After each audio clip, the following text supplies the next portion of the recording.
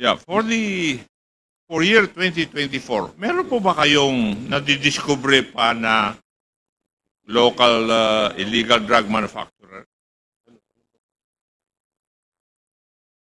From the year... No, this year.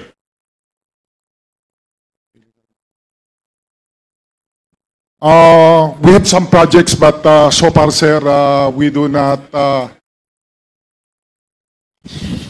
have not found any laboratory, so to speak, the clandestine lab. Wala. Yes, sir. Yun pong smuggling of illegal drugs through shall we say, through our coastline. Meron po ba? Based on the reports, yes, sir. Meron, and how many would that be? Yung mga na-smuggle na illegal drugs through our wide coastline? I do not have, sir, the total, but there were many incidents where we discovered smuggled methamphetamine, to be specific, sir. Substantial ba yung amount of illegal drug? Yes, sir. Yes.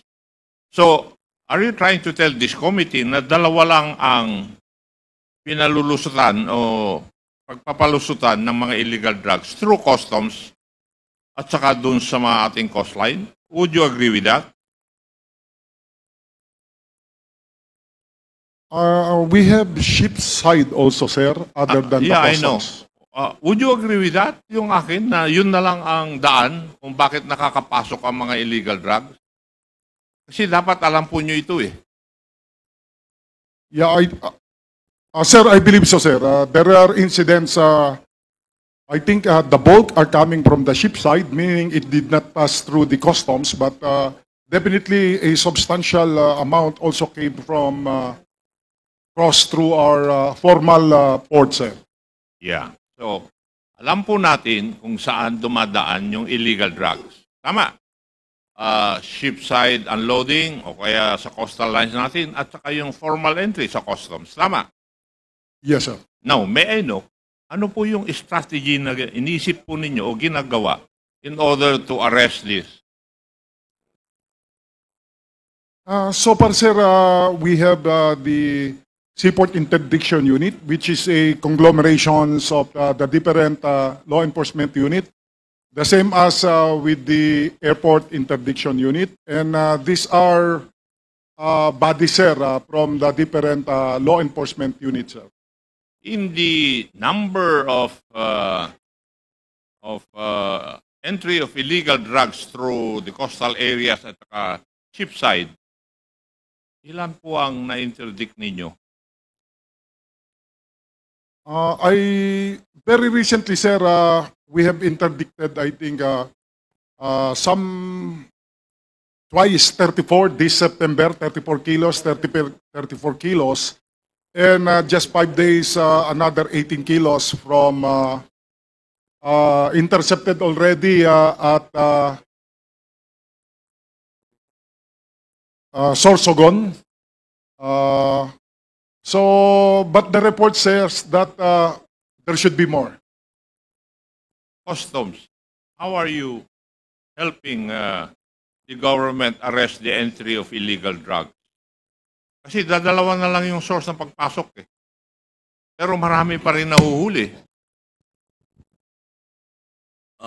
Your Honor, Mr. Chair, actually the interceptions of the Bureau of Customs mostly come now from the airports, Clark Airport and the Subic, the Clark Airport and the Manila International, Manila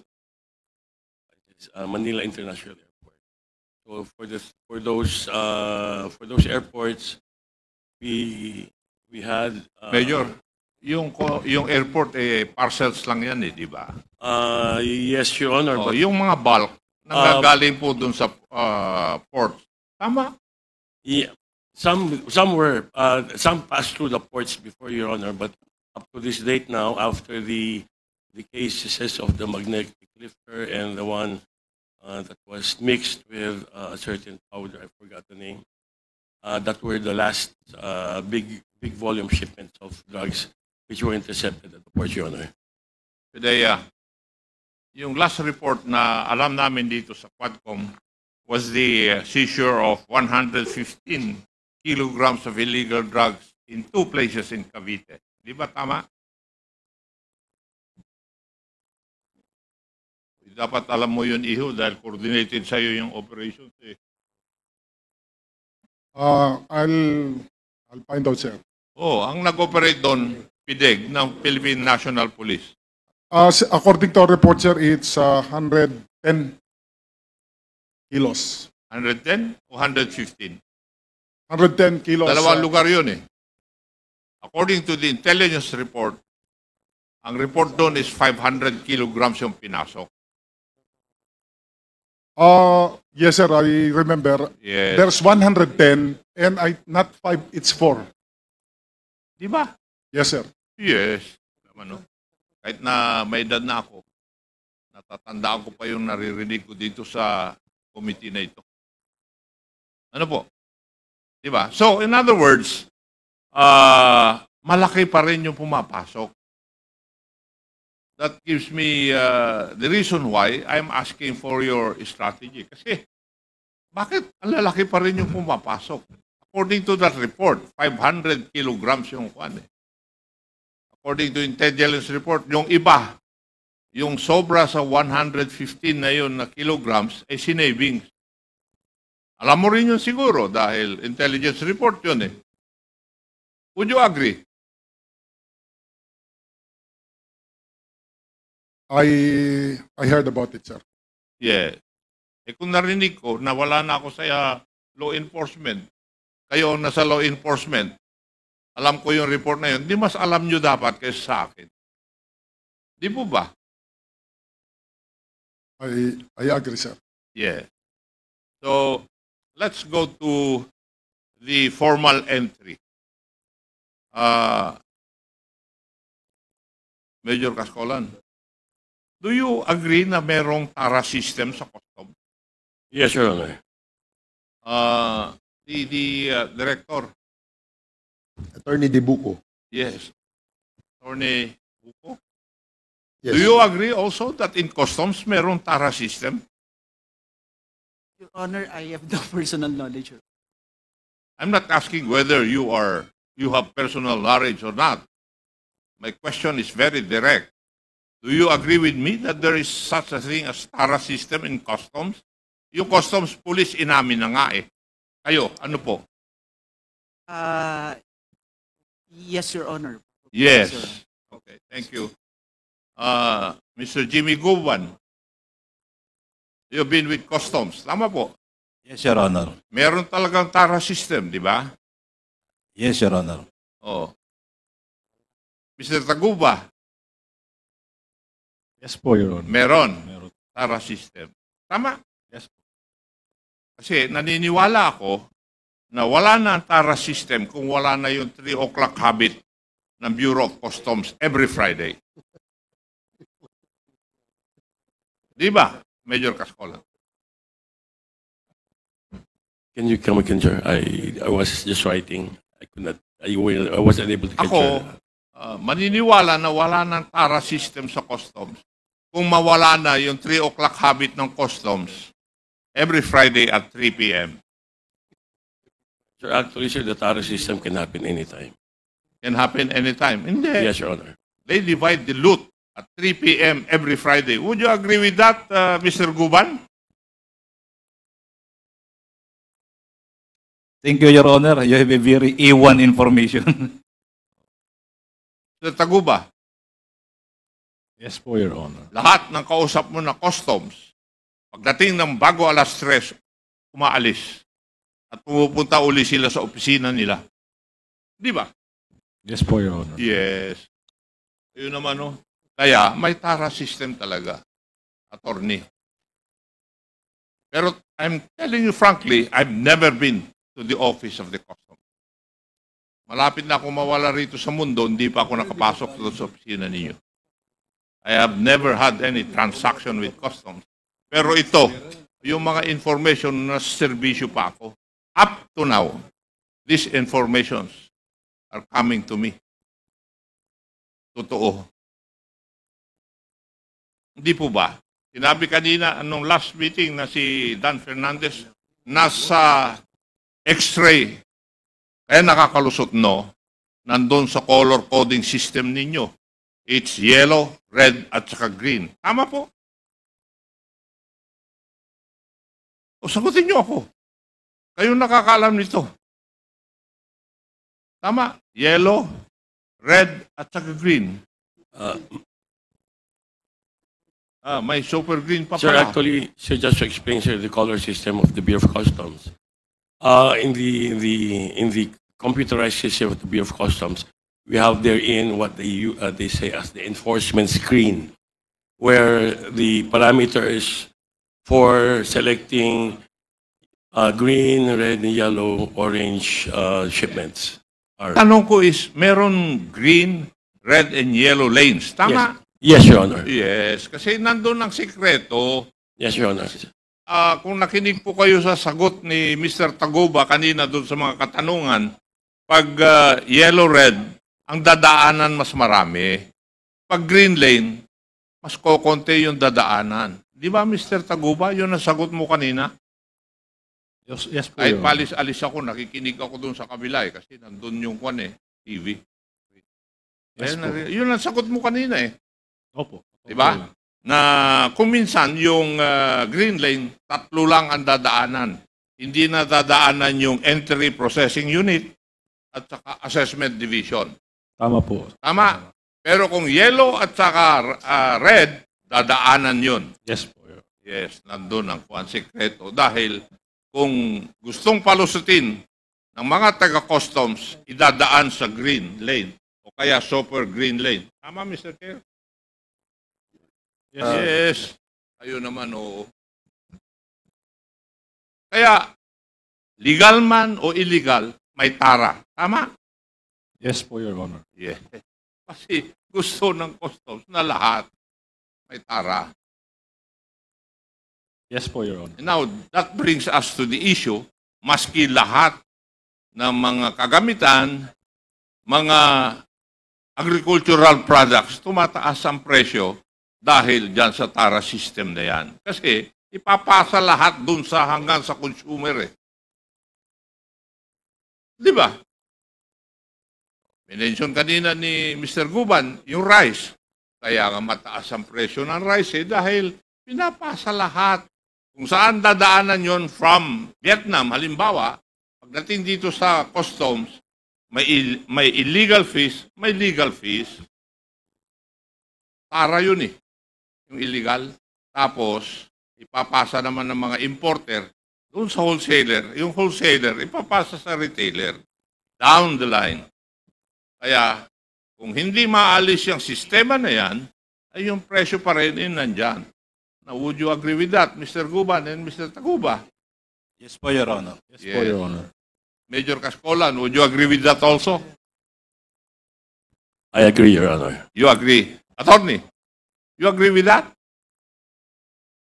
Yes, kasi logical yung aking sinasabi, di ba, Attorney? Tama.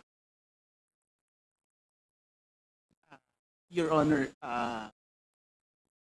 Your Honor, I cannot. No personal knowledge. Alin? I have no personal knowledge. You have been with customs for how many years? Huh? 5, Your Honor. I've never been with customs and I know this. Attorney, you want me to cite you in contempt? No, Your Honor. Oh, do you answer me properly? Do you know that? Your Honor, I've heard of that, Your Honor, but personally, Your Honor, I'm with, So personally, you do not know, but you have heard of it. yes, Your Honor. Now, if you two, Major Cascolan and Attorney Boko, have heard of it, what are you doing about it? Your Honor,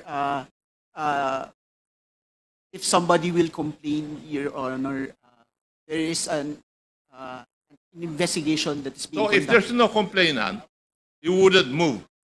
You wouldn't do anything. Is that what you're trying to tell this committee? Not necessarily, Your Honor. I beg your pardon? Not necessarily, Your Honor. Not necessarily. So dapat may gagawin kayo. Yes, Your Honor. We, Kasi yes, Your Honor. organisasyon yun na yan Yes, eh. Your Honor. Di ba? And yet you cannot tell me that you cannot or you're doing something about it. Your Honor, we are doing something about it. Like what? Your Honor, we are constantly reviewing our policies, Your Honor, our systems, Your Honor, to Attorney, minimize that. sabi ko nga eh, malapit na akong mawala dito sa mundo. Hanggang ngayon, yung pa rin ang report na natatanggap ko. Even when I was still in the service.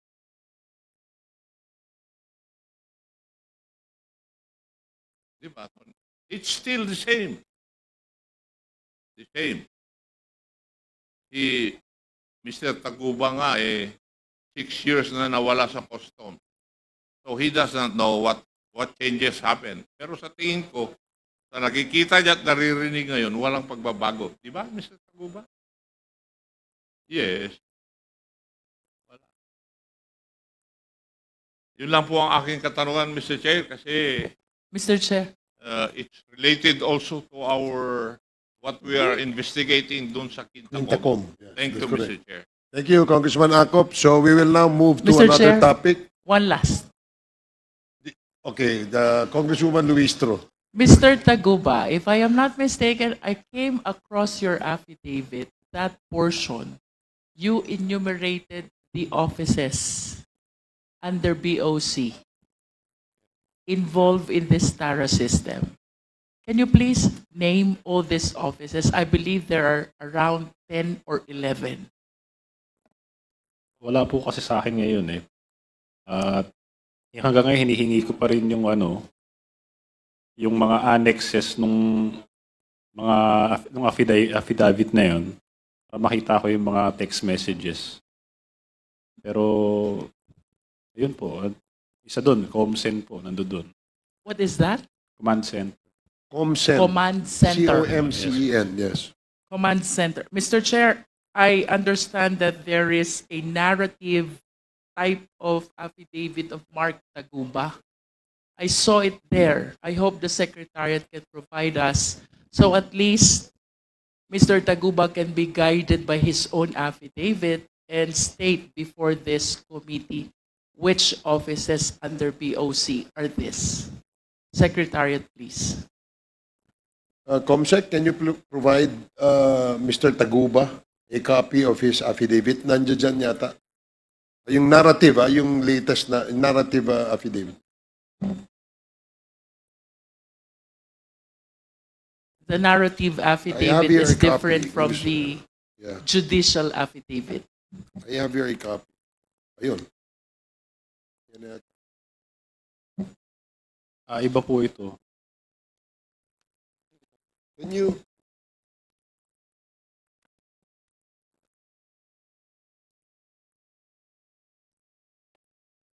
Do you have a copy, Congresswoman Luistro, so we can provide? I used to have, but I don't know where it is right now. Anyway, earlier, the same question was asked of Mark Taguba, and he replied by saying that he has not, he doesn't have a copy of his affidavit, therefore, he will not be able to name the recipients of the so-called TARA system. Tama, di ba? Yan ang sinabi mo kanina. Yes po, Your Honor. Oh, but as soon as he gets a copy of his affidavit, maybe he can list down the recipients of the so-called TARA. I yield, Mr. Chair. Thank you. Is So, it the narrative type? yan na ba yun? Hindi po, ito po yung letter po na pinadala ko sa inyo. That's a different, that's a, This one is a judicial affidavit. I remember he has a narrative type of nakita ko rin yun affidavit. Mr. Chair, Yes, Congressman perhaps Abante. we could just be able to continue it and invite Mr. Paeldon because I think that the presence of Mr. Paeldon is vital in the testimony of Mark Taguba. If we can. Yes, we will. We will invite the former commissioner of the Bureau of Customs, Commissioner Paeldon, And may I know if Congresswoman Luistro is done with her? I am yielding, Mr. Okay, Chair. thank you. So since we have covered a lot of issues today on the topic of dangerous drugs, we will now shift to another topic, to EJK na tayo ngayon, no? EJK. And yes, you want to say something, Mr. Guban? Yes, Your Honor. Just basahin ko lang po yung verse sa isang sa Bible to support my... Para lumakas lalo ang loob namin. Bible sige. believer ka na rin pala. Okay, sige. Says din, Your Honor. Sige, please. And after this, we will now move to the topic of EJK. Yes, you have 1 minute. Thank you, Your Honor. The honorable members of this Quadcom committee, I want to start my presence here today with some things I have learned and realized through the sufferings and circumstances that I have went through these 6 to 7 years. And I thank our Lord Jesus Christ for restoring me and walking with me all this. God is calling to be people of truth and justice. Micah, verse 6, paragraph 8. He has told you, O man, what is good, and what does the Lord requires of you but to do justice, and to love kindness, and to walk humbly with your God. Kaya po, I am at peace right now, knowing that I have been faithful to God, and its call in my life to love justice, to do justice for this glory. Hindi ko man po makita noong una, mas naintindihan ko na po ngayon na dapat i-expose ang kadiliman at patuloy na sumunod sa Panginoong Hesus, na siyang ilaw at gabay ng aking buhay. Just like He rescued His people out of Egypt, just like rescued us from drains or saying, do His cross of Calvary, I know He will, and He is now rescuing me and saving me from this darkness and vindicating me as I trust, obey, and rely on Him day and night. May the Lord help us and strengthen us. Pray for me, pray for my well-being, pray and intercede for me, for my protection. Thank you, Lord. Thank you to all the honorable members of the Quadcom. Okay, salamat sa enlightenment, Pastor Jimmy. Thank you. Ano na lang, you have a copy of your judicial affidavit, Mark? Nandiyan dyan. Nasaan na yung hawak mo kanina? Yung judicial affidavit. Ano po yun, yung letter ko po sa inyo? Wala kang kopya nito? Ito yung... Pakibigay mo nga ito, ano? Ito yata. Ito. So last question na ito, ha? Para lang for the record, no? Can you go to page number 15? Page number 15. Sa'yo itong affidavit, no? Ito yung judicial affidavit mo, Mark? Yes po yun. Okay. Kino-confirm mo sa ito, ha? Okay. Doon sa page 15, nakita mo? Yes po. Question number 37. Yes po. Apart and separate from the payments you made to the Davao Group and Big Brother, can you tell us if you paid off anyone else at the Bureau of Customs? Ano ang sagot mo? Ayan po, offices that contacted me often are Port Collector Office, MICP, SSPDC, COMSEN, CIIS District, IPRD. Chair, IG. can we direct the resource person to read clearly? Pakilakasan mo lang. Offices that contacted me often are Port Collector's Office, MICP, SSPDC, COMSEN, CIIS District, IPRD, IG, ESS District, FED, AOCG, and IAS. Okay. So, malinaw po. At yan ay tutuloy natin, no, sa susunod natin na hearing. And last, for the record, sino ba si Jojo Bacud? Sa SSPDC po siya nung... So, empleyado siya ng Bureau of Customs. Opo. Okay, sige. Salamat. Mr. Chair, So, if we could be able to invite the very people that are actually heading those offices in Yes. the next hearing. yes, we will, Your Honor. If we have already scheduled the committee hearing, Comsec, please take note of those are departments, not names, no? And maybe we can ask the heads of those departments that were mentioned by Mr. Taguba. I'd So- like to make it a motion, Mr. Chair. Your Honor, please, if there is no need for a motion, we will just Okay. direct the committee secretary to comply with the order of the chair. Okay. Thank you. Maraming salamat po. So now we will now proceed sa next topic, a topic of EJK. For the meantime, 1-minute suspension para po yung mga ating resource person sa dangerous drugs. Maraming salamat po sa inyong partisipasyon. And hopefully in the next scheduled Quadcom hearing, kayo po ay may imbitahan po ulit at sana po ay umattend din po kayo. Now, Comsec, can you please ask the page to direct the resource persons related sa ating topic na EJK to be seated at the right side of the hall. So, salamat sa inyo, Major Cascolan, Mark Taguba, Jimmy Guban, General Katapang, thank you.